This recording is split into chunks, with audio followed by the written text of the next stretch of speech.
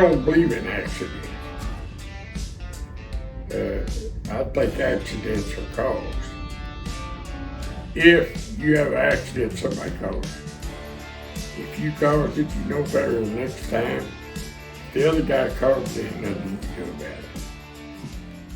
We're here in Brooksville, Kentucky today to talk to Billy Teegarden, who is a member of the Kentucky Motorsports Hall of Fame, is a member of the National Dirt Track Hall of Fame, and was recently elected to the South Central Kentucky Dirt Racing Hall of Fame. Won over 600 races in a career over 26 years, raced from Michigan to Mississippi and all points in between, and is one of the legends in dirt track stock car racing. My first and obvious question, Billy, is how did you get started in racing? Well, I got to hanging around George Connor's garage after I got out of the Marines, and I run into Stan Bowman. We pretty good friends, and we had a little beer joint up on the corner, 8th and Greenup. It was a stag bar, so the women didn't mind you going in there. There wasn't no women allowed in there, so they didn't care too much. So we was in there about every night, and just good fun days. And he kind of talked to you about racing, getting in a race car, helping you build one? It's all we talked about. And he helped you build your first car, right? Yeah. And just where was your first race, real quick? Glen Estee. Glen Estee. I used to go to Glen Estee with an old farmer, lived there in Berlin, and he liked racing for some reason. And he'd pick me up and take me to Glen Estee. We'd go up there and watch him run back in the 40s. Wow. And Carl Kaiser, you couldn't hardly beat him. I mean, he was driving for Jim Cook. Jim was real young then. I never dreamed I'd ever drive that car, but Carl won everything. And the Latham boys was all running there, Ralph, Bernie, and there was another one, but I can't remember his name. I think he got killed on a motorcycle. But they was the top, But Carl was, I never could figure out why they didn't have him in the Hall of Fame, because, man, he won. But he was a little bit too early, maybe. I can't remember who owned the car, but I talked to me and let me drive it. And I ran third, and that's what got me. I said, next time I'm going to win this. Yeah. So you just keep going back, and me and Uncle John had an old car we run. That's John Dawson? Yeah. We run an old stock car up there. Win several. Hell, you knew John. He was a great guy. He sure was. I think the first car, was it red and white? Does that, in my mind, does that make any, I know it's a long time back, but it seemed like it was a Ford, like a 49 Ford or something, but. Had a 49 Ford Flathead. Okay. And I don't even remember where we got it. But then we had a 55 Chevrolet, me and John. Yeah.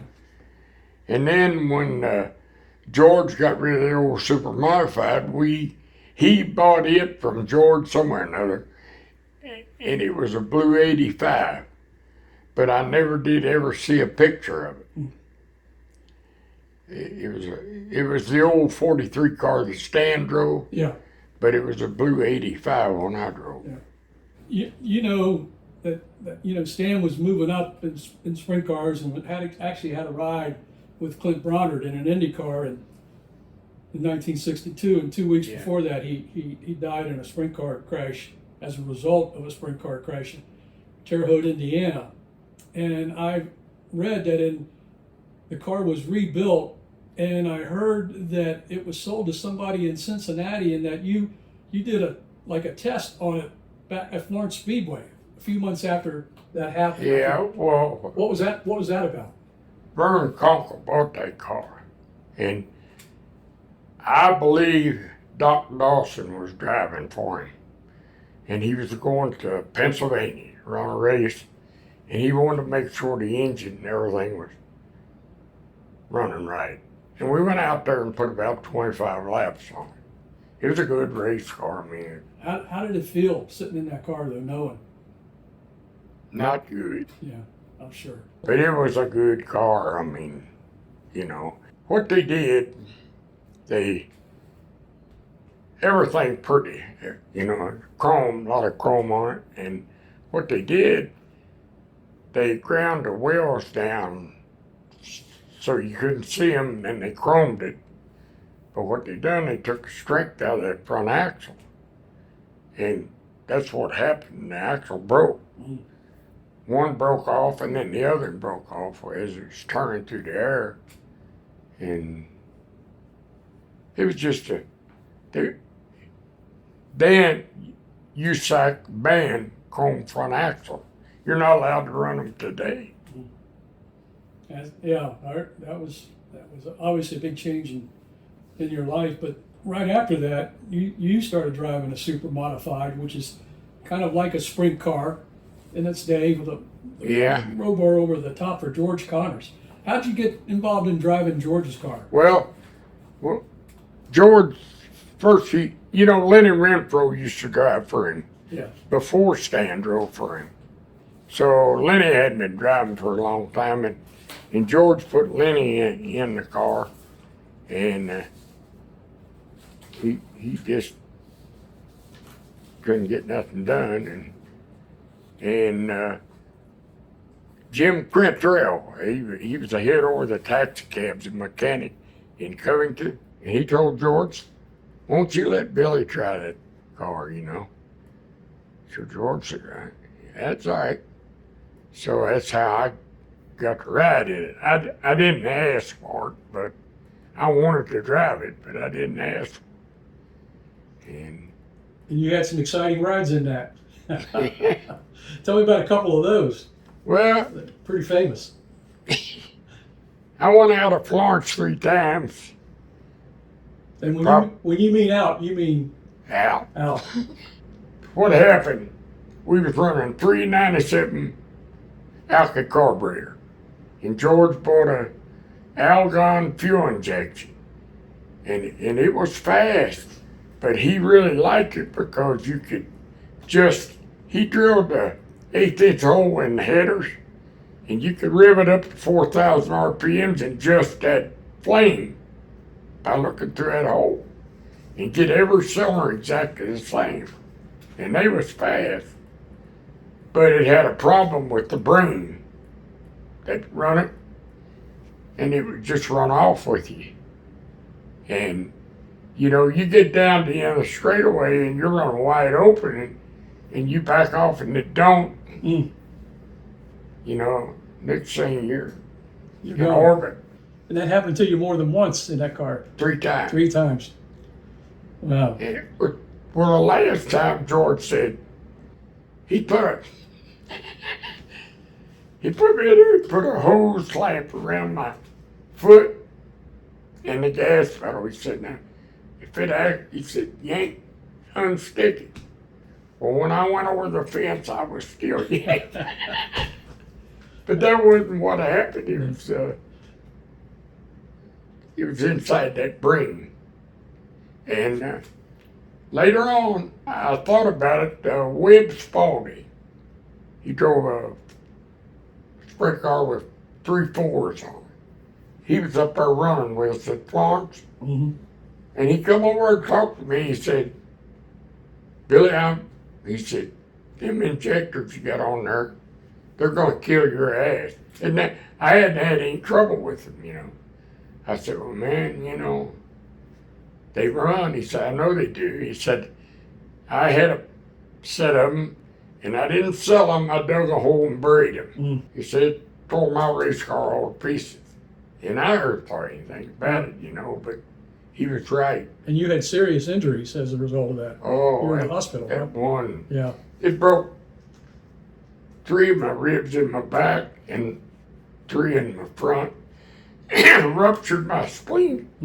I was down there in that old hospital at Booth, and I could remember, but not too much. And the doctor come in there and he told me, he said, "Yeah, that spleen's bleeding." He said, "I'm going to give it one more day, and if it don't straighten up, it's got to come out of there. So the next day, it was better. So they didn't have to take that out. But I was hurt. Oh, yeah. Yeah, but you know, you're young, and once I start coming out of it in a day or two, I'm ready to go home. And get back in the car. Yeah. You had 5 brothers, and you all drove these roads in Bracken County. Which one would you say was the best? In what way? The best driver, period. Well, I believe Hank would have made a hell of a race car driver, but he had too much temper. Yeah. I mean, when he got mad, somebody got whooped, and he had too much temper. But he could do it. He went out there and drove a year out there to Florence. He made Rookie of the Year and won some heat races. He didn't win no feature. But the funny thing about that, they had a race out there. Pretty good paying race. I was driving George's Ford, and I told him, I said, hey, I said, you follow me and go everywhere I go. And we'll win it all. So he did, and we ran about, it was 100 laps. We ran about 40, 50 laps, and he's right there. And I kind of took my eye off the ball. I was running right against you. I was running so close to the guardrail 1 and 2, I could feel the tires bumping the post at the ground. And one of them caught me, and it flipped me up. I was getting ready to turn over. I was looking at the ground right here, and he hit me in the ass so hard he straightened me back up. And I went on, just jumped him. After the race, he said, I'll follow you. I'll do what you say. Yeah, that's funny. He was pretty damn good. Yeah, I remember.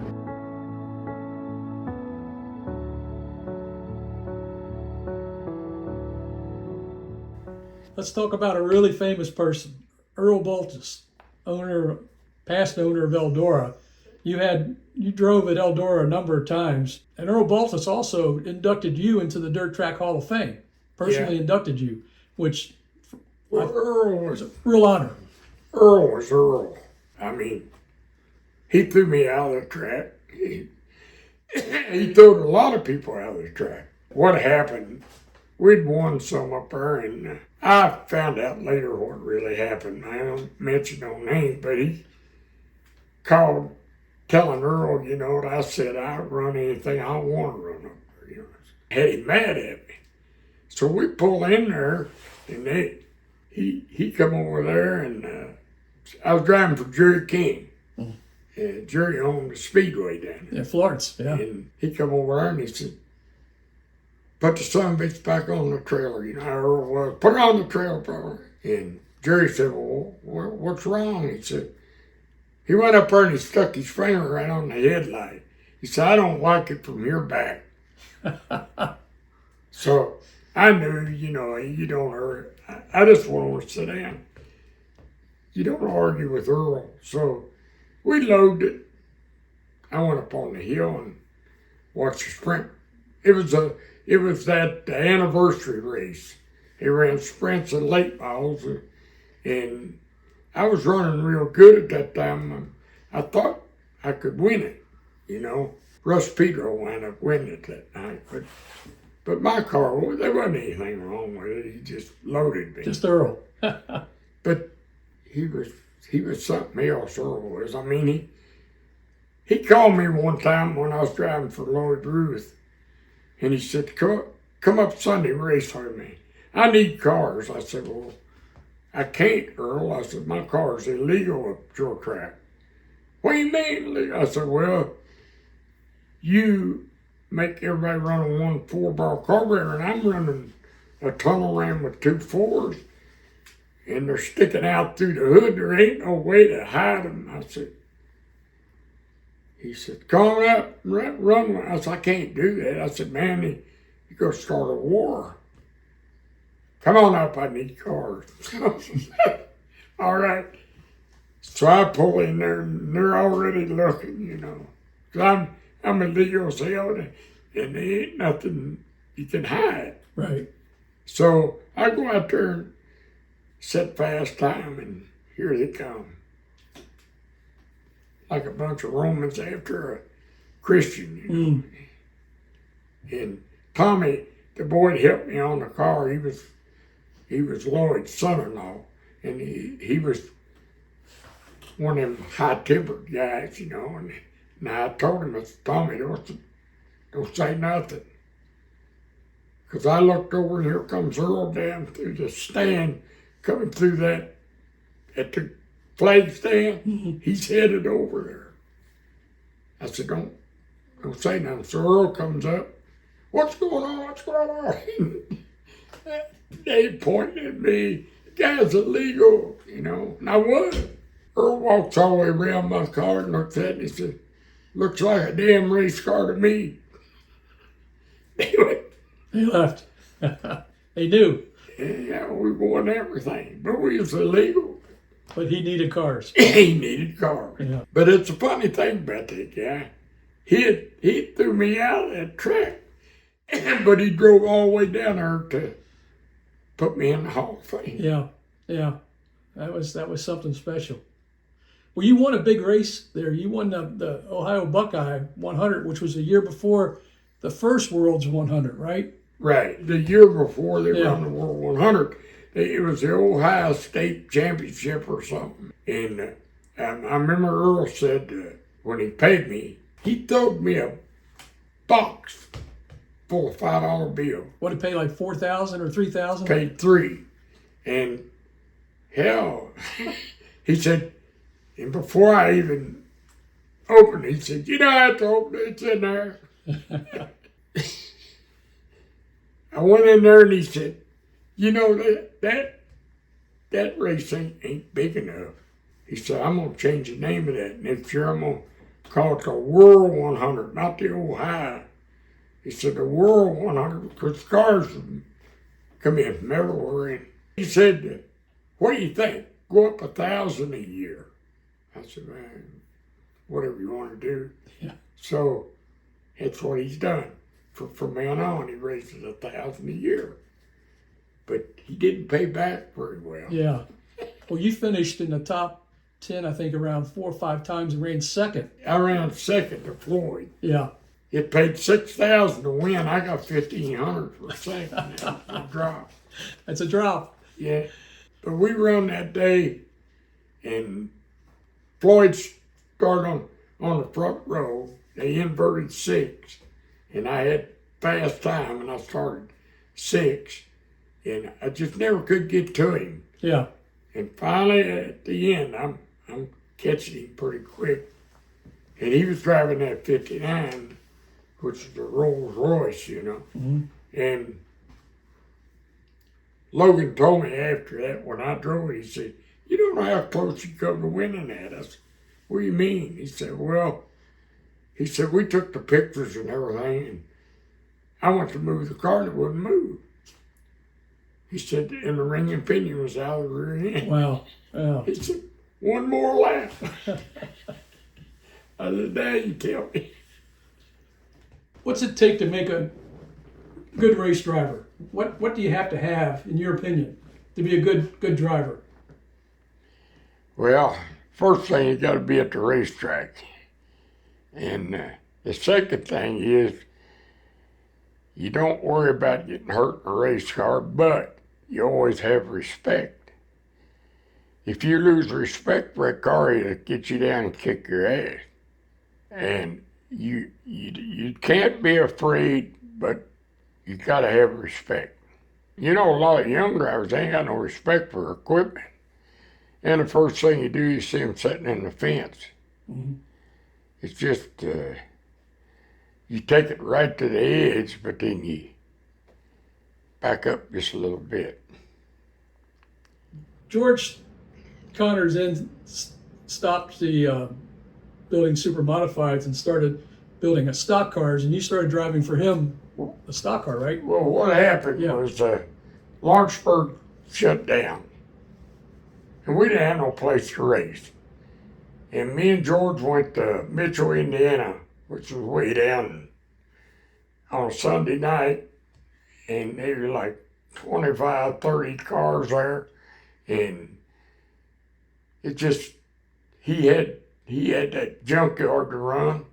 But we just couldn't do it. And that's when Dean Loring took over Florence and started running stock cars. So I built me a 55 Chevrolet and started running out there. Okay, that was orange. Yeah. And then George said, hell, we'll buy a stock car. So we did. We bought that Ford. And we ran it in 66, and I ran second in the points. Gene Crittenden won it. And the next year, I won the championship, and he ran second. And that's when George was getting sick. And I didn't really know how sick he was, you know. He told me, he said, damn, you know, I don't believe I'm gonna make it. Well, you know how we was, we didn't pay much attention to that. And hell, he walked in the hospital up there and died. Another tough loss for you, because George was a good guy. Oh, it was great. Nothing. You could turn his car over from here to Texas, and he'd say, it'd be all right, it's just a piece of iron. Speaking of that, you're famous for saying one time that racing is dangerous. It's that simple.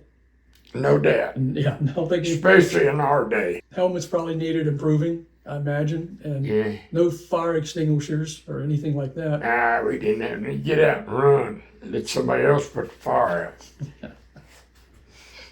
Yeah, it was a dangerous time. You're famous for having gray tape on your helmet. What's that about? Well, I always taped it. Yeah. They didn't make you real good bubble shields, and I taped them to keep the air out from blowing dirt in your eyes. Yeah, I know you were pretty famous for that. When they saw the gray tape on the helmet, they knew who was. Yeah, it worked. You were quoted one time as saying there are few accidents in racing. What did you mean by that when you said that? I don't believe in accidents. I think accidents are caused. And I don't think there's such thing as an accident. If you have an accident, somebody caused it. If you caused it, you know better the next time. If the other guy caused it, there ain't nothing you can do about it. But there ain't no such thing as an accident. Let's talk about some cars. How about the red number 25 Plymouth 426 Hemi owned by a guy named Cooper? What was that about? It was he bought the car that Paul Goldsmith sat on the pole at Daytona, and he ran it in Arca, and I believe Ralph might have drove it. I can't remember now. I think Ralph may have won the Arca race with that car. Does that sound right?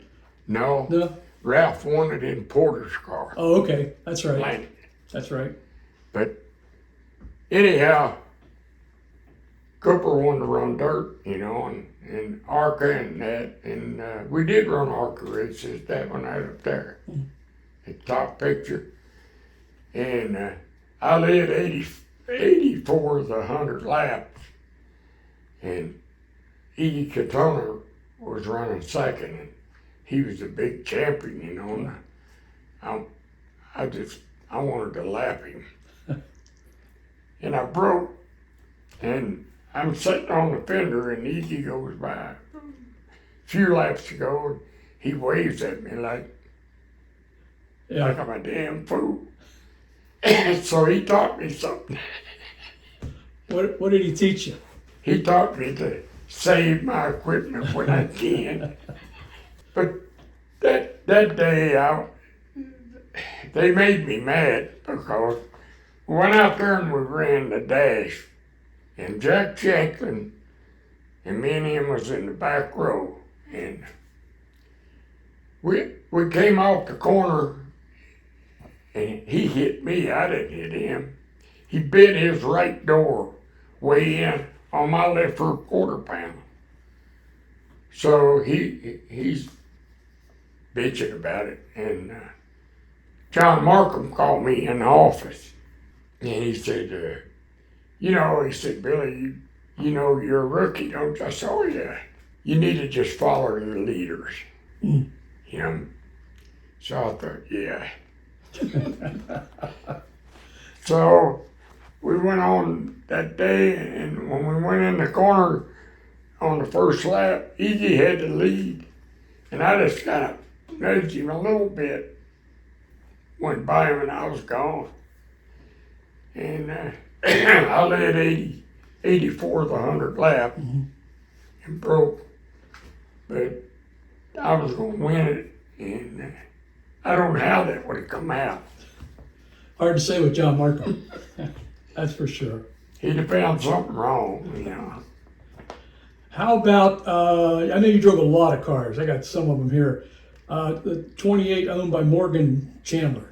That was a good car too, right? It was a good one. What was Morgan like? He was all race. That's all he was all race. And he built his own engines and everything, and he was really good. And we won a lot of races. But Floyd drove for him the year before. He only had one car. Floyd Gilbert? Yeah, and Floyd won 42 features that year. And he built Floyd a brand new car. So he come to me and asked me if I wanted to drive the other one. I said, be glad to. So we get over there in the shop, and Floyd, I don't like that new car, you know, brand new. And I said, well, let me tell you. I said, you go over and lay your hand on which car you want to drive, and I'll drive the other one. But don't come back in a week or so and say, I want your car. So he went over and laid his hand on the Chevelle, the one he drove the year before. So the first race at Florence, we're running 1 and 2, and Gene Petro was right behind me. And I mean, right behind me. So they gave Floyd the 5 to go, and he started slacking off. Well, Pete's running me to death. So we got down to 1 to go, and coming off the corner, I dropped under Floyd, just stopped the racetrack up. Because if I didn't, I was afraid Pete, I knew he couldn't beat Floyd, but he could beat me. And I stopped him from doing that. Well, after the race was over, Floyd, he jumped all over me. I tried to beat him. I said, look, if I'd wanted to beat you, I could have beat you 5 laps ago. I said, I could pass you anytime I wanted to. And then he got mad at me. No, he said, I'll tell you what, if you'd have passed me, I'd have wrecked you. And Chandler said, yeah, and I'd have fired your ass before you feed it to race. So it just constantly, you know, it wasn't no good. But anyhow, Floyd, he quit, and I drove for Chandler a couple of years. A lot of races. Yeah. A lot of races. Yeah. Who's Ron Kilgore? He was with Chandler's pit crew all the time. Pretty good guy? Oh, great. Worked at Queen City Chevrolet. Yeah, Ronnie, good boy. Yeah, he was always around, you know. Yeah, I heard he was Chandler's kind of top guy there. I was just wondering about him. Let's talk about another car. Number 59. What was number 59? You remember that number? R.L. Duncan. Duncan There it Motors. is right there. Yeah. And that's exactly the way it looked. Now, they were from Lexington. Yeah. How did you hook up? I'm always interested on how these things happen. Well, I'm working for Jess. And Jess Lane. yeah, and I'm just driving anything. And the phone rang, and it was Logan, the guy. They was 2 brothers kept that car going. That was their job. That was Keep every Grinder was their last. Were they the Grinder brothers? Yeah, Grinder. Well, he said they're running a special race at Clay City, would you like to drive our car Friday night? I said, yeah, I'll be there. He said, be down there, and I had my helmet and everything. I'm down there, and hell, everybody's there. You never met him before? No, I'd never been in it. So they hot lapped and everything, and they ain't there. So all of a sudden they pull in, it's qualifying time. So they get it off, and Logan come over to me and he said, get in there and set it on the pole and get back in here. He said, we got work to do. And so I get in it, and I thought, you talk to me like that, I'm gonna put that in that corner. If it don't stick, I'm gonna bring it back to you in a bag. I went in there wide open, and that some of it stuck like glue. I said, looky here.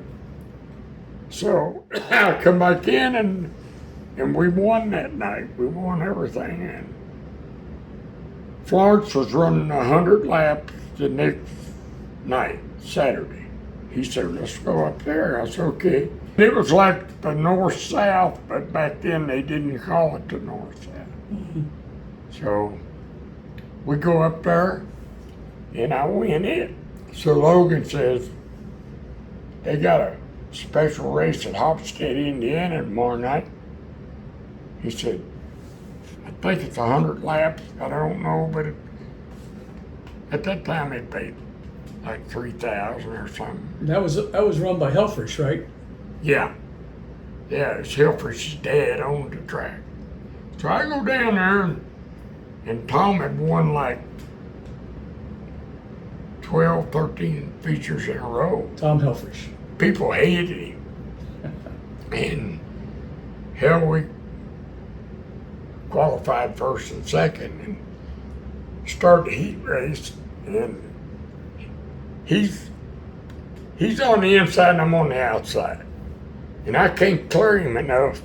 So we ran the whole heat race that way. I thought, well, every time I come to the checker flag, I was ahead of him. And he'd be ahead of me down the backside, and the front side I'd be back ahead of him. I thought, well, if you don't wreck me, I'm gonna beat you. So I did. I beat him about 3 feet. And we come in and fueled our car up and everything, and they took their car apart. They had springs and shocks and shit. Well, when we ran the feature, I ran off lefty because they went backwards instead of forward. Yeah. And we didn't do anything, put fuel in the car, and maybe put a right rear car on or something. But won that one. So you won 3 100-lap races in 3 days on a brand new car. First time. That may be a record, Billy. I don't know. I've never heard. The first car I bought, it was a 1934 Chevrolet Coupe. It had knee action on it. And you had to fill the knees up every once in a while with 50 weight oil. It was wore out, but damn, that dude would handle. And we raced everything. If you'd be going along the road and somebody bumped you in the ass, you knew it was time to go.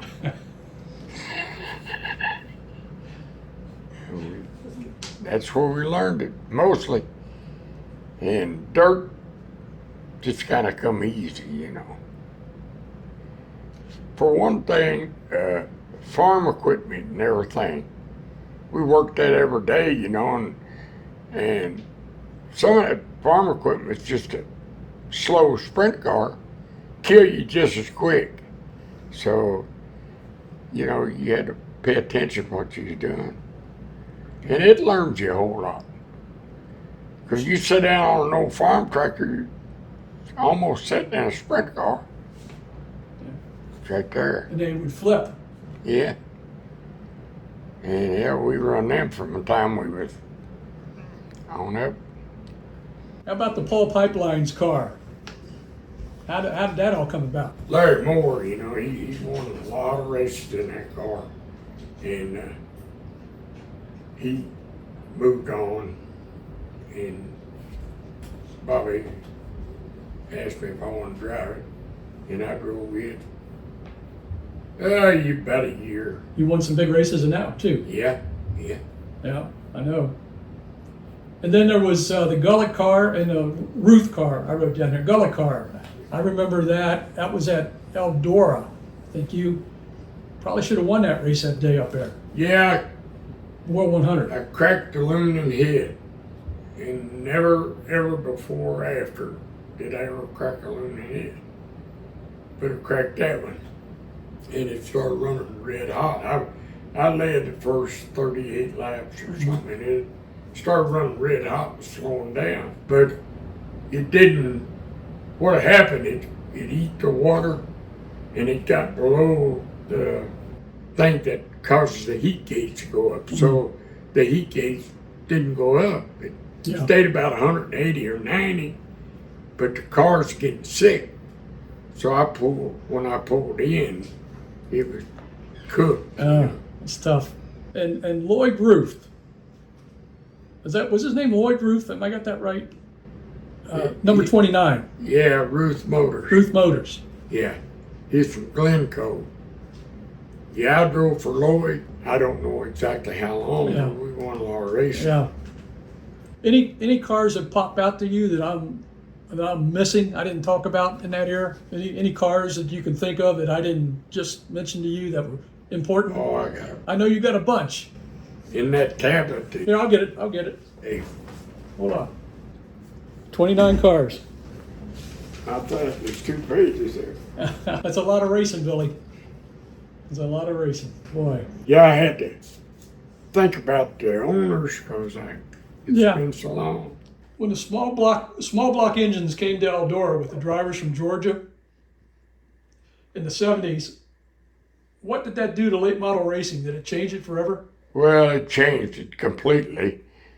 I was driving for Duncan before they went to Eldora that year, and we ran the mile track at Champaign, Illinois, and I had a good big block. Well, that car was great. And I'm going down the back straightaway, wide open, and one of them little blocks passed me on each side. So I come back in the pits, and Logan said, "Damn, them cars handling ain't they?" I said, "Logan, they passed me in the straightaway." And I knew right then, because we was headed for Eldora, I said, them guys has got a rude awakening when these boys get to Eldora and they run 1-2. Charlie Hughes and Doug Kivner. What made them faster? Well, what it really was lightweight. Their cars weighed 1,000 pounds lighter than ours, and a lot of it was out of the nose, and economy on the tires. Their tires held up all day, and the big blocks burnt the tires off. It's just 2 different kinds of race cars, and the economy deal was what it was. Made a difference. Yeah. And then here comes some more. Here come Leon Archer and all them guys up, to get a piece of the pie. Yeah. And it took a while for them to catch up. And Roger Richards, Mark Richards' brother, or I think it was his uncle, he bought a Roscoe Smith car. And he asked me to drive it, and I drove it for him. And the first right off, I won that big race at St. Clairville. It was just a complete different race car. I said, no wonder these guys are winning, It's just complete different. What was the biggest race you ever won? St. Clairville, probably one of them. And I won that Expo race up there. It was a big race, mile track. Then, I won some pretty good races at Florence. Yeah. But back then, there wasn't no circuits. It was like invitational racing. Right. And you won the Ohio 100 the year before the World 100. We talked about that. Let's talk about Whitewater and the accident, because that's probably what fundamentally ended your career in what, 1984? Yeah, I got hit with a rock. Yeah, that was a whitewater. Knocked the left eye out. So what happened? I mean, how did that happen? Well, we started the feature and I started sixth, and I think it was on about the second lap. If I'd have got down that straightaway, I'd have been leading. I was on the outside of that car. I don't know where the rock come from, but it tore the top out of my helmet and tore my eye out of my head. Knocked your eye out? Yeah. Out. Ooh. So, but it didn't knock me unconscious, but it blinded me in both eyes. And I got the car stopped, and I just got out, and the Elkins house, sat down by the car, and the little girl, her dad took pictures at the racetrack. She sat down there with me till they loaded me in the box, you know, and I always thought of her. And my eye was out. They took me up there to Connorsville Hospital. Hell, the guy looked at me and said, I can't do nothing with this. So they sent me to Cincinnati. Down to Cincinnati, they wasn't ready for it.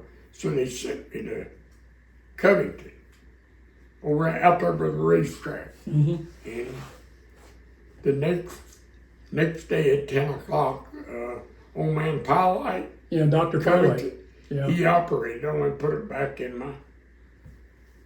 all back in there and sewed it in there. And he told me, he said, if there's any infection, it's got to come back out. Because he said it's just a dirt track in there. Yeah. I watched over, I watched over good because I didn't want to take it back out of there. But he actually, it punched a hole in my eyeball and he sewed it up with thread like. Yeah. And it filled back up. Then that doctor that you got me out there, Baltimore, Maryland. Yeah, Dr. Ron Michaels. Yeah, when I went up there, he told me, he said, that guy was a dinosaur, but he done a hell of a good job. Michaels was a very famous doctor. And he what did he tell you about being famous? I remember you telling me about that. Yeah, well, I went in there, and of course, there's airplane pilots and stuff in there, and his chair looks like he's sitting in a jet, you know what I mean? So he put me up in that chair, and he said, well, what the hell are you doing up here? Well, he was young. I thought he was a floor sweeper when I went in, because he was a real young guy.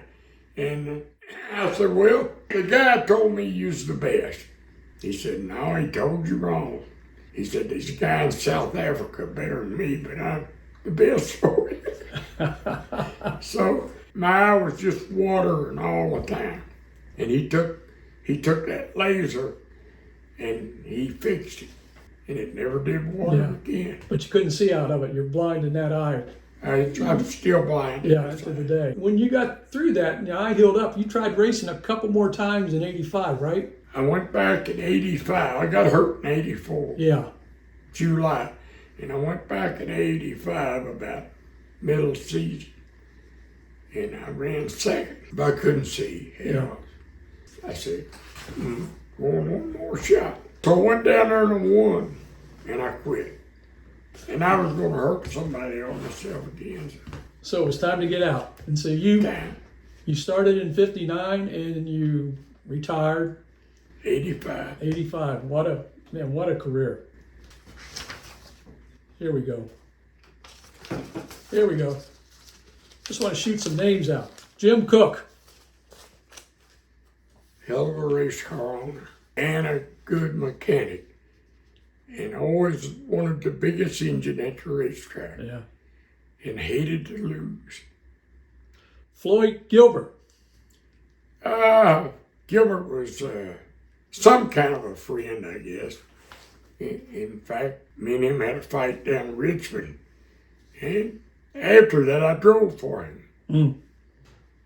And he told me, he says, I didn't really think you'd hit me that night. Well, I said, what'd you come down there for? What happened the night before we was running Clay City? And there was a car in between me and Floyd, and I seen some sparks coming out of his right front. So I know he's temporary, and I'm just kind of watching what's going to happen. And he went in there, and he went up and almost into the fence, and the car behind him nudged him, and they both went in the fence. And I went under him and won the race. And of course, all Floyd and them seen was me go by, so he thought I wrecked them both. I never touched them. So I noticed that night when I left the track, his pit crew was on me, you know. You'll get yours and all that, you know. The hell's wrong with them guys?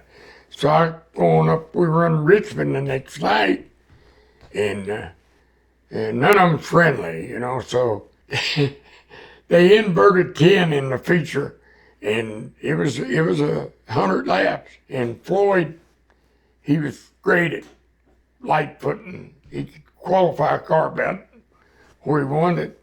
So here he is on the pole. I'm 10th, and I run, and finally I picked him up. And I thought, well, you know, I got to be careful of this guy because I don't think he loves me. So I'm going by on the outside, and he just cuts me right in the guardrail. Just junks my car. Well, I spun around like that and backed up into the fence, and I'm waiting on him to come around. I'm going to junk him because my motor was still running. I'm waiting on him to come around. I'm going to hit him head on. I'm going to take him out of there. So I took after him, and I didn't know the sector shift on my steering was broke off, and I couldn't get it. And I hit Billy Ogle was coming around second. I hit him, and he never did anything to me in his life. So I'm mad anyway. So they towed my car in and everything. I said, oh, well, Floyd, he goes home and wins the race. Well, after the checker flag, he didn't stop. He drove straight on down into my pits. And he gets out screaming and hollering. He's a big guy. You knew Floyd, he was a big guy. And he come down there, and just as soon as he got there, I hit him right there. And I hit him about 5 times before he hit the ground. I had him, you know, because I had the surprise on him. And the sheriff had a pistol out right side by head. He said, if you swing one more, look, I'll blow your head off. He said, and I'm not a rent-a-cop, I'm the sheriff of this county. I said, well, you got a winner, you know. Yeah. So we get up, and Floyd, he's still running his mouth because his nose was bleeding, and he was bitching and carrying on, and he's arguing with this sheriff. So I just reached around that shirt and popped him again. So they threw us both out. Don't never come back. Don't never come back. That was me and Floyd. So after that, I drove his car. Yeah. Some guy in Louisville built him this car, and it was good. And he got me to drive it. Well, we'd go down in the country, you know, we'd do good. But we run in Clay City, and he damn little old trophy dash mounted to nothing. He puts me in the fence. And it made me mad. I told him, I said, hey, man, you're putting in the fence. He said, you gotta watch me closer than anybody. I come to win. Hand me that shit, you know. It's his car. So I got thinking about it, and I thought, well, I'm gonna have to quit this deal or something. I get it. So I went down there and I said, I want to talk to you, Floyd. He said, yeah, what do you want? I said, I'm gonna make a deal with you. If we run first and second, we split it. If we run first and third, every man for himself. No, he said. So I just left. I went back down there in my car. Well, later on that night, he come down there and he said, I've been thinking about what you said. He said, that sounded like a pretty good deal. So we did that. And we didn't have any more trouble, you know. And we done all right, you know. He'd be going down the road and he'd cut under an underpass and stop. And he'd get out, watch his watch. When it got right to certain time, back in there and was on down the road. He would sit in a qualifying line, like on a big race or something, and he'd blindfold himself with a handkerchief. You know, he was different. Yeah, he was different. Buck Simmons. Best race car driver ever raced against in the late models. Undoubtedly. That's saying a lot. Oh, I mean, he was so damn good that I could tell you a story about him. We was running a big race at Bull's Gap, late model race. Well, Buck, he didn't have no rides, so some guys put a Sportsman together, and of course had a good engine in it and everything, but it was all steel. And they didn't allow you to run late model wheels on it. You had to run like modified duty day. You had to run steel wheels, and they brought that thing in there for Buck to drive. And I looked at it, and it was, but their pattern had to be 5 lug or 6 lug. So I went over and looked at it, had a set of Buick spindles on the front of it. And he won it. He won that damn race. He won a lot of races. And knew nothing about a race car. Old Red, the guy that run with him all the time. Damn, Buck, get on there and see what you're doing. He said, I don't care. He told me one night, he said, Billy, I won more races in a car that weighed the same on every wheel. I said, yeah. You're kidding me. He said, no. He said, I won a lot of races in that car. It weighed the same on every wheel. Wow. And I was never able to drive a car that way. How about Larry Moore? Good one. Best chassis man going. He knew them frames inside out. He could make them go. Here's one for you. A friend of yours, I know, Gene Crittenden.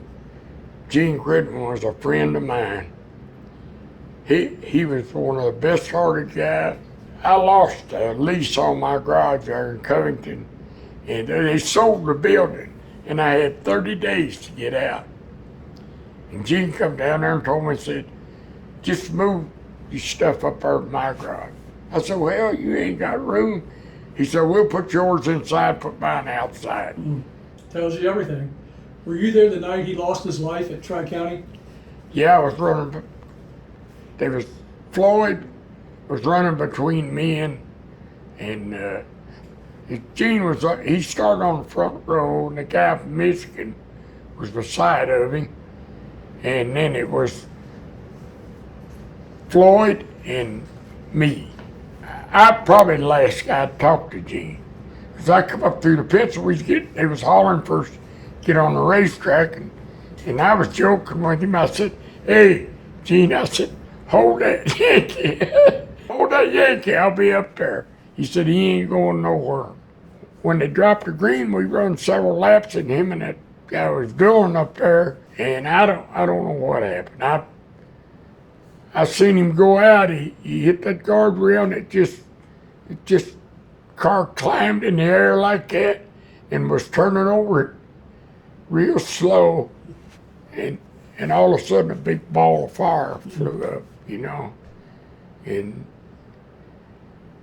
I don't know if the throttle stuck, or I don't know if he got hit in the face or not, but it tore the top and everything clean off that thing, and they pulled it over behind the barn and covered it up, and I went over before I left home that night and took a flashlight and looked at it, and it did have a big split. It had a screen on the front and had a big split in it. So I don't know if a piece of iron went in there and got him. I heard it maybe was a flywheel or something like that. Could have been. Yeah. Whatever it was, he never did let off the throttle, and he went out of there.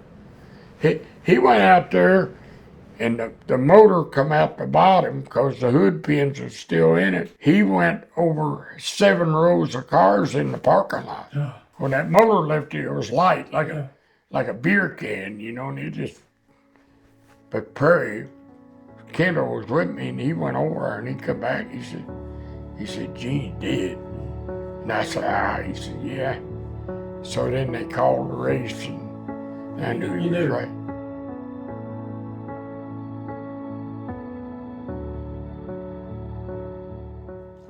Here's a modern name for you, but you have kind of a connection with this guy, Bobby Pierce. Well, my son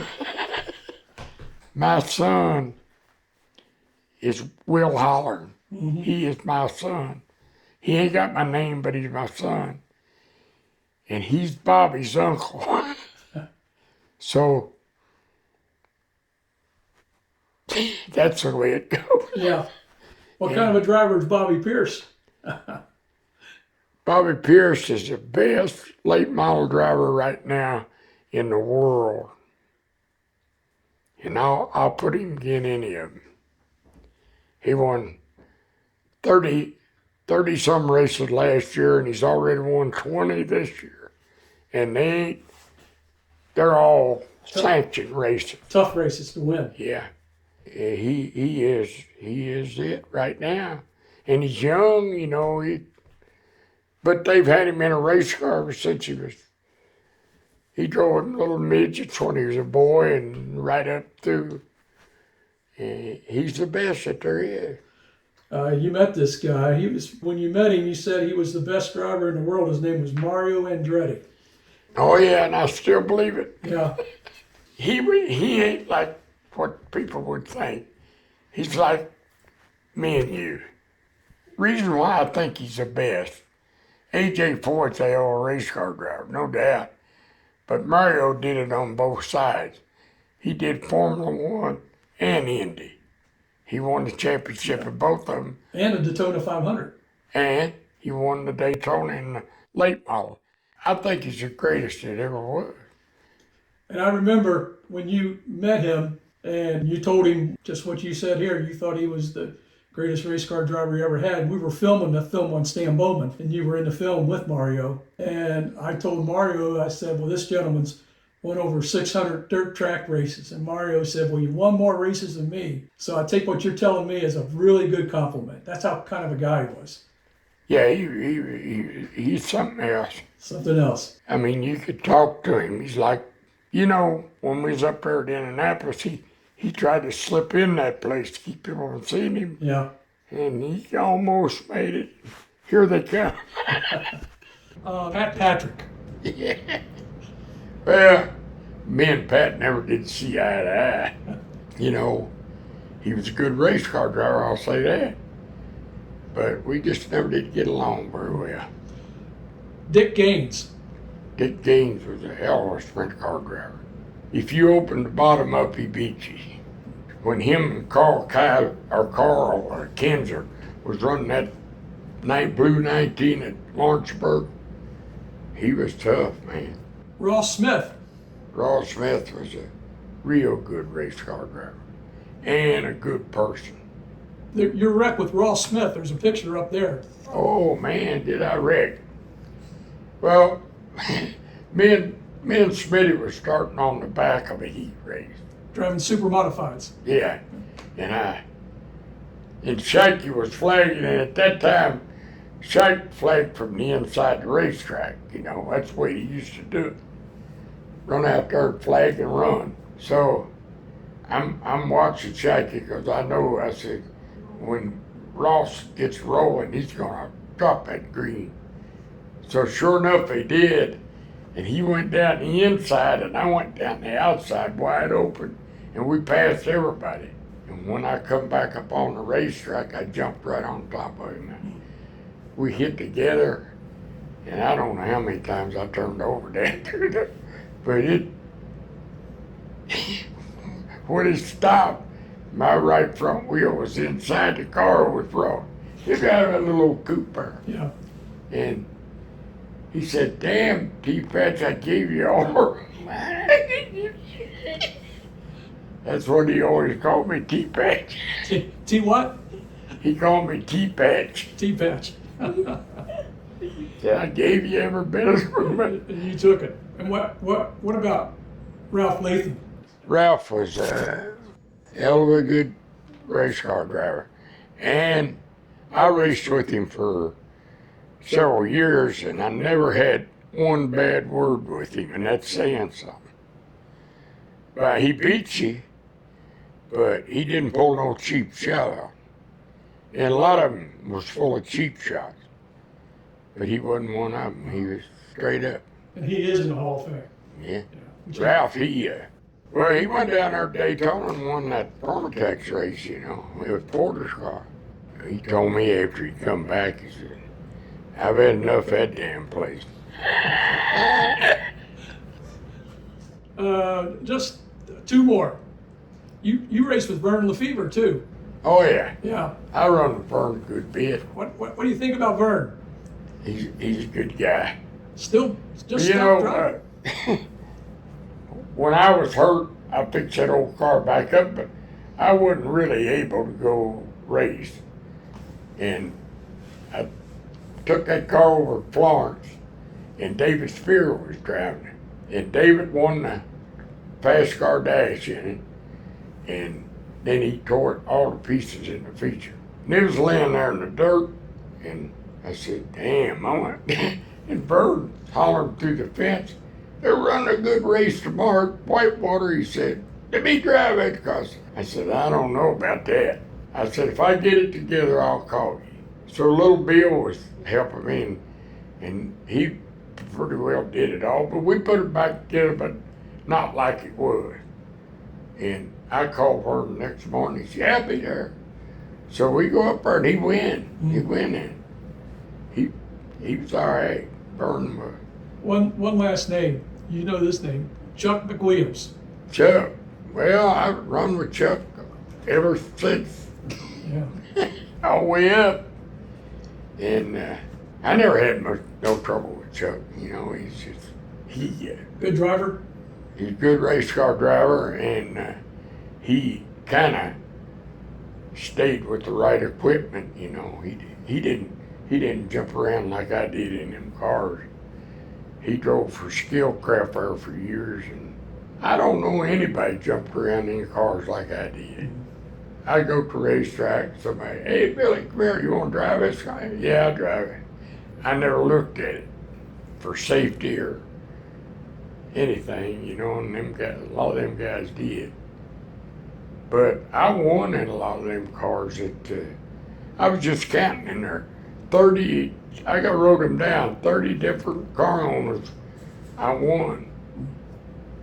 And it was just because I was there at the right time, you know. And yeah. I got one last question. You're 88 years old now. yeah. Do you think you could still get in a stock car today and take it a few laps? If they would put me in there and get me out. Well, I tell you, I wouldn't bet against you, Billy Teegarden. It's just like old farm tractor. I have trouble getting up on them and getting off. But once I'm up there, I'm 20 years old. Well, maybe we can see if we can slide you into one sometime soon. One thing you must remember, Mike, Yeah. everything goes up has to come down, and everything ends. Yes. The only thing that don't end is God and Jesus.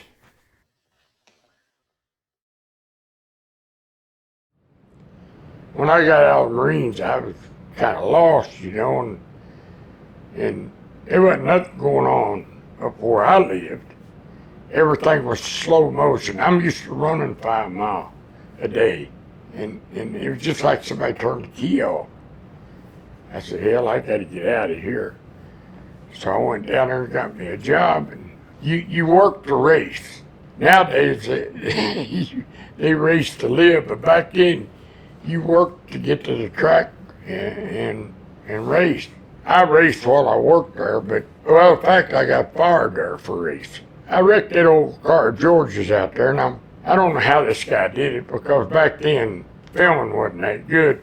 But I'm coming down on my nose.